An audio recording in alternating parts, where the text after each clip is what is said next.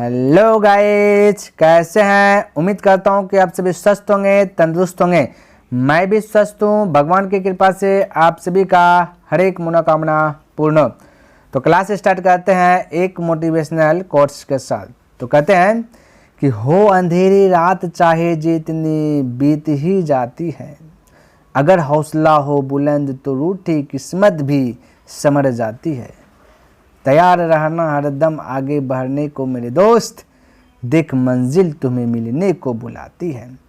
तो मेरे भाई आज के क्लास में सीखेंगे ये मैथमेटिक्स गणित जो क्वेश्चन बैंक चल रहा है आपका। प्रथम पाली तो हमने बतला दिया, आज चलेगा द्वितीय पाली यानी सेकेंड सीटिंग 2017 का। क्लियर है मेरे भाई। तो जो भी ऑब्जेक्टिव है उस पर डिस्कस करेंगे। देखिए हमने यहाँ पे एक फोटोज खींचा ताकि आपको थोड़ा सा बिलीव हो जाए। देखिए यहाँ पे द्वितीय पाली लिखा हुआ है ना, 2017 है, ठीक है। ध्यान में रखिए मेरे भाई, ये हमने एक पेज लिया ताकि आपको बिलीव हो जाए, इसलिए मैंने लिया फोटोज। क्योंकि वर्तमान में अभी आप जो बुक खरीदिएगा क्वेश्चन बैंक कोई भी लीजिएगा, किसी भी राइटर का लीजिएगा, आपको सेकेंड जो है कि देखने के लिए नहीं मिलता है, ठीक है। सेकेंड छोड़िए, कंपार्टमेंट एग्जाम भी नहीं मिलता है, कंपार्टमेंट एग्जाम भी नहीं मिलता है। यहाँ पे मैं कंपार्टमेंट एग्जाम का भी दूंगा, ठीक है। चलिए तो पहला प्रश्न देखिए, कहता है द्विघात समीकरण, ठीक है। द्विघात समीकरण, यहाँ पे देखिए मेरे भाई टाइपिंग में थोड़ा सा जो है कि कमी आया है तो थोड़ा सा यहाँ पे सही कर लेना है। द्विघात समीकरण कहता है इतना इतना बराबर 0 के मूलों के योग का मान होगा। तो मूलों का योग का मतलब हमने पहले बताया, जब भी मूलों का योग पूछे इसको मतलब होता है अल्फा प्लस बीटा, और अल्फा प्लस बीटा का मतलब होता है माइनस बी बटे ए। ये फॉर्मूला है। तो माइनस बी पहला स्थान पे ए, दूसरा स्थान पे बी, तीसरा स्थान पे सी। तो माइनस बी के स्थान पे ये 2, एक्स को छोड़ के लिखना है 2, ए का स्थान पे 1। तो 1 लिखे नीचे ना लिखे, बात तो बरोबर है। तो -2 राइट आंसर, यानी ऑप्शन नंबर 1 करेक्ट हो जाएगा। क्लियर है। चलिए फटाफट देखते हैं मेरे बाद दूसरा का नंबर पर। कहते यदि बहुपद इतना इतना के शून्य का अल्फा बीटा हो तो अल्फा इंटू बीटा का वैल्यू क्या होगा। तो मेरे भाई फटाक से अल्फा इंटू बीटा का फॉर्मूला लगाइए। क्या होता है अल्फा इंटू बीटा का फॉर्मूला आता है सी बटा ए। सी का वैल्यू देखिए मेरे भाई, देखिए सी का वैल्यू आपका 10 है और ए का वैल्यू आपका 1 है। तो एक नीचे में 1, एक्स को छोड़ के 1 लिखिए ना लिखे, बात तो बरोबर है। तो राइट आंसर 10 है, ऑप्शन नंबर 1 करेक्ट हो जाएगा, ठीक है। चलिए देखिए मेरे भाई 3 नंबर प्रश्न, चरों को आरोही या अवरोही क्रम में रखने पर बीच वाले चर का मान होता है। चर को जब भी आरोही या अवरोही क्रम में रखेंगे मेरे भाई, जब भी आरोही या अवरोही क्रम में रखेंगे तो मेरे भाई इसका हो जाता माध्यिका। जब भी कोई प्रश्न को आरोही या अवरोही क्रम में सजा करके हल करते हैं तो उसका माध्यिका ज्ञात करते हैं। ध्यान में रखना ये बात को, माध्यिका ज्ञात करते हैं। नेक्स्ट प्रश्न की बात करें तो 4 नंबर कहता है √5a क्या है। √5a का अपरिमेय संख्या, तो फटाक से मारिए। जो रूट के अंदर रहा गया, जो टोपी पहन लिया वो अपरिमेय संख्या, जो टोपी नहीं पहना वो परिमेय संख्या। कहता है 4 और 5 बिंदु 4 और 5 की दूरी मूल बिंदु से होगी। तो मूल बिंदु का फॉर्मूला बताया हमने, एक रूट अंदर x² प्लस y²। तो x का वैल्यू 4 है, 4 का स्क्वायर बोले 16, 5 है, y का स्थान पे 5 का स्क्वायर बोले 25। दोनों को जोड़ दीजिए और टोपी पहना दीजिए।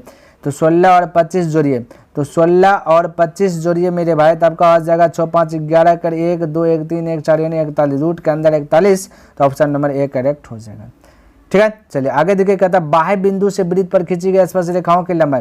जब भी कोई वृत्त है और बाहर बिंदु से एक वृत्त पर स्पर्श रेखा खींचेंगे, ठीक है, तो 2 को खिंचाएगा। जैसे मान लेते हैं P है, A है, ये B, तो ये PA बराबर PB हो जाएगा, यानी कि समान होती है। तो आपका right answer option number B correct हो जाएगा। किसी को दिक्कत है? चलिए आगे बढ़ो। आइए नेक्स्ट प्रश्न देखिए, कहते एक शंकु की ऊंचाई यदि 24 सेंटीमीटर हो और आधार की त्रिज्या 6 सेंटीमीटर हो तो आयतन क्या होगा। तो शंकु का आयतन होता है 1/3 इंटू πr²। तो पाई का वैल्यू नहीं रखना है क्योंकि पाई में आंसर दिया है। तो πr², ठीक है। तो 1/2 इंटू πr²। तो r कहता है मेरे पास 6 स्क्वायर, तो स्क्वायर r गुना r कर दिए, स्क्वायर हो गया 6 गुना 6, 24 तो 24। अब इसको कटा है 3 से कटा दीजिए, 3 दूना 6, 6 गुना 2 के 12, 12 गुना 24, तो 12 चौक 48 करिए 8 हाथ में चल 4, 12 दूना 24, 24 4 हो जाएगा 28 और पाए तो 288 पाए, यानी कि 288 पाए, ऑप्शन नंबर 1 करेक्ट हो गया, ठीक है। चलिए आगे प्रश्न देखिए क्या दिया गया। कहता है निश्चित घटना की प्रयोक्ता। मेरे भाई निश्चित घटना की प्रयोक्ता हमेशा 1 आता है, 1 1 1 एकदम निश्चित है, ये 1 कुछ नहीं तो 1 निश्चित है 1, ठीक है। चलिए अगला प्रश्न कहता है 1 + cot² थीटा। इसका फॉर्मूला याद रख लीजिए मेरे भाई। तो 1 + cot² थीटा इक्वल होता है cosec² थीटा। ये माइंड में आप सेट कर लीजिए। इसमें जो कि बहुत तरीके से जो क्वेश्चन आपको घोड़ा फिरा करके जो पूछ सकता है, क्योंकि इसका फॉर्मूला ये कहता है, रियल फॉर्मूला ये वाला याद रखिए, cosec² COSEC है ना, cosec² theta minus cot² theta, cot square theta बराबर होता है 1। अब आपसे पूछ दिया 1 प्लस कोट स्क्वायर, यानी माइनस को ऊपर भेज दिया प्लस हो गया तो ये बना दिया, है ना। आपसे ये वाला पूछिए कोसेक स्क्वायर सिर्फ कोसेक स्क्वायर थीटा पूछता तो 1 प्लस कोट स्क्वायर थीटा हो जाता। यहाँ पे आपसे ये वाला भी पूछ सकते कोट स्क्वायर थीटा घाव पर भेज देता, स्क्वायर पर भेज देता, ऐसे भी किसी भी तरीके से पूछ सकता, तो वही आप याद रख लीजिए। कहता कोस पाई बटे 3 का वैल्यू क्या होगा, तो मेरे भाई कोस तो कोस पाई का वैल्यू 180 होता है, 3 तो 3 3 से कटाइए 60 बार में जाएगा, कोस 60 डिग्री का वैल्यू बताइए, तो 1 बटे कोस 60 डिग्री वैल्यू 2 हो जाएगा, 1 बटे 2 यानी कि ऑप्शन नंबर ए। तो मेरे भाई ये सब वैल्यू आपको पता रहना चाहिए, क्योंकि क्लास 10th में ये सब आपके लिए पता होना ही चाहिए, ठीक है, और एग्जाम में आएगा ही आएगा, ध्यान में रखना। चलिए अगला प्रश्न देखिए, विदाउट ऑप्शन आएगा, ठीक है। तो कहता पाई एक क्या है, मेरे भाई माइंड में सेट कर लीजिए, पाई एक हमेशा अपरिमेय संख्या होता है, क्या होता है अपरिमेय संख्या, माइंड में सेट कीजिए। अच्छा पाई का वैल्यू 22/7 होता है, क्या 22/7 भी अपरिमेय संख्या होगा, बिल्कुल ये नहीं होगा, ये आपका परिमेय संख्या। जब पाई का वैल्यू दिख जाए 22/7 वो परिमेय संख्या, और सिर्फ पाई दिख जाए तो वो अपरिमेय संख्या, ये माइंड में सेट रखिए, ठीक है। अब ये कहता है कि 4x² + 1/7 बहुपद है, कौन सा बहुपद है मेरे बात। अब बहुपद बताना कौन बहुपद है, घातीय बहुपद, द्विघातीय बहुपद, त्रिघातीय बहुपद। तो घात देखे ज्यादा कितना बोले 2, तो द्विघातीय बहुपद है, द्विघातीय घात जितना ज्यादा है उतना बोलना है, ठीक है। 2 है तो द्विघातीय बहुपद, तो लिख लेना द्विघातीय बहुपद, क्या मेरे भाई द्विघातीय, ठीक है, घातीय बहुपद हो गया, ठीक है, राइट आंसर हो गया द्विघातीय। 13वां नंबर क्या कहता है कि अर्धवृत्त का कोण होता है, मेरे भाई ये माइंड में फिक्स कर लीजिए, हमेशा सेट कर लीजिए, जब भी अर्धवृत्त में कोण बनेगा तो वो समकोण बनेगा, वो माइंड में सेट कर लीजिए समकोण बनेगा, ठीक है, ये सेट कर लीजिए, जैसे रखे वैसे आप माइंड में सेट करिए समकोण, इसके बारे में चर्चा हमने बहुत पिछले क्लास में भी किया है, ठीक है।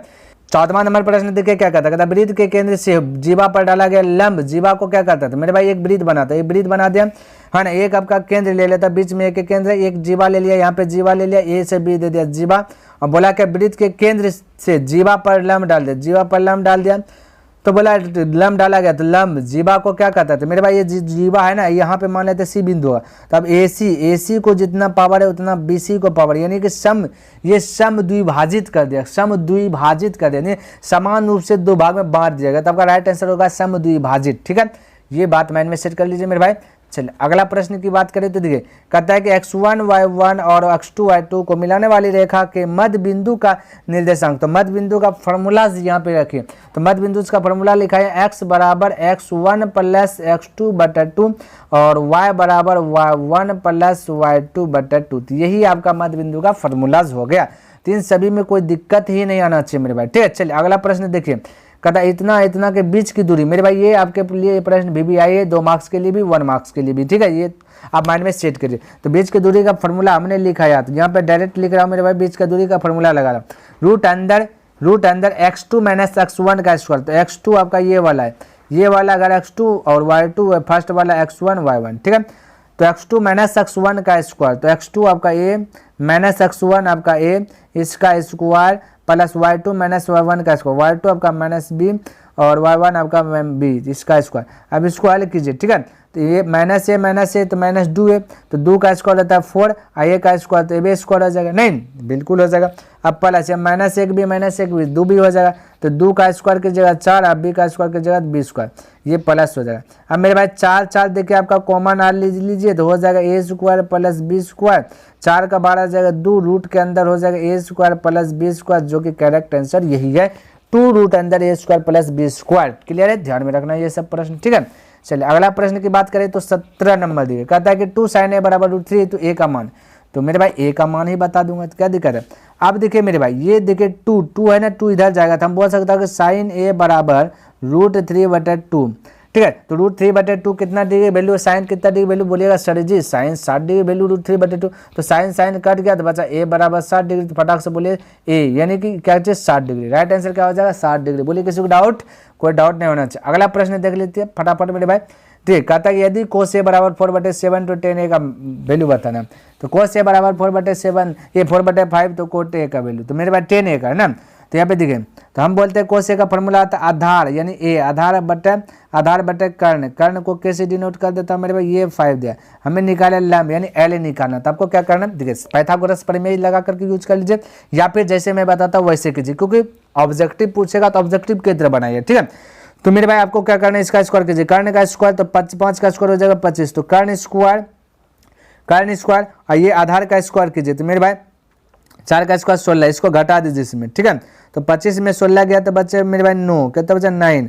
लंब खाली निकालना, इस पर टोपी पहना दीजिए तो हो जाएगा 3। ठीक है, तो ध्यान में रखना, जब भी आधार या लंब में दोनों में से किसी को भी निकालना है तो आपको क्या करना है कि दोनों जो भी दिया गया इसका स्क्वायर करके बड़कम छोटका घटा लेना है, जो भी आएगा उसको टोपी पहना देना, उसके बाद आपका आंसर आ जाएगा। तो आ गया आपका 3, क्या गया मेरे भाई 3 3 3 3 3, लेकिन ये क्या आ गया 3 आपका आंसर नहीं है। बोले कैसे मेरे भाई आंसर नहीं है, ये 3 आपका आया लंब, लेकिन हमसे पूछा गया 10a, क्या पूछा 10a, तो ध्यान में 10a का फॉर्मूला क्या था, लंब बटा आधार। ठीक है, तो लंब आ गया मेरे भाई कहता है 3, आधार की बात करें तो आधार आपका दिया 4, अब आया रियल आंसर 3/4। क्लियर है, ध्यान में रखना। तो थोड़ा सा ये भी ध्यान में रखना कि आखिर पूछ क्या रहा है। ठीक है, जो पूछेगा वो चीज निकाल। चलिए देखिए 19 नंबर, फटाफट देखिए, फटाफट बोलिए मेरे भाई इसका आंसर क्या होगा। कहता है कि सही या गलत दो संख्याओं का गुणनफल, कहता है सही है या गलत है, कहता है HCF, ये आपका ई नहीं है, कहता है HCF गुना एलसीएम। क्या HCF गुना एलसीएम होता है दो संख्या गुणनफल? बिल्कुल मेरे भाई राइट होता है, यानी कि सही है, ये इसका कथन सही है। बोले कैसे सर जी? अब अच्छा देखिए, हमने तो बोला 2 और 3 का एलसीएम HCF निकालिए पहले, तो HCF निकालिएगा तो मेरे भाई इसका HCF 1 हो जाएगा। एलसीएम निकालने की बात आए तो एलसीएम होगा मेरे भाई 2 3 6 हो जाएगा। अब दोनों को मल्टीपल कीजिए, 6 हो गया ना, दो संख्या का HCF गुना एलसीएम, तो दो संख्या को भी गुना करेंगे तो HCF गुना एलसीएम हो जाता है, यानी दोनों बैलेंस में। ठीक है, चलिए 20वां नंबर का आंसर बताया। कहता है अधिकतम पारगम्यता वाला वर्ग को क्या कहते तुम? मेरे भाई बहुलक कहते हैं, बहुलक कहते हैं, बहुलक कहते हैं। ठीक है, तो बहुलक, तो राइट आंसर हो जाएगा बहुलक। ठीक है, तो चलिए मेरे भाई 2017 का जो आपका द्वितीय पाली था वो हमने क्या क्या समाप्त कर दिया। उम्मीद करता हूँ कि आपको ये वीडियो पसंद आया होगा। यदि समझ में आते इस वीडियो को लाइक कर दे, यदि अभी तक सब्सक्राइब नहीं किया तो इस चैनल को सब्सक्राइब भी कर दे और ग्रुप में फैला दीजिए, व्हाट्सएप ग्रुप, फेसबुक ग्रुप, जहां फैलाना फैला दीजिए मेरे भाई, क्योंकि ये एग्जाम के लिए बहुत बहुत इंपॉर्टेंट है। तो नेक्स्ट दिन मिलेंगे मेरे भाई इसका, ये जो कंपार्टमेंट एग्जाम 2017 में जो कंपार्टमेंट एग्जाम का पूछा गया उस पर चर्चा करेंगे। ठीक है मेरे भाई, तो उसको भी मिस ना कीजिएगा। तो तब तक के लिए धन्यवाद। जय हिंद, जय भारत।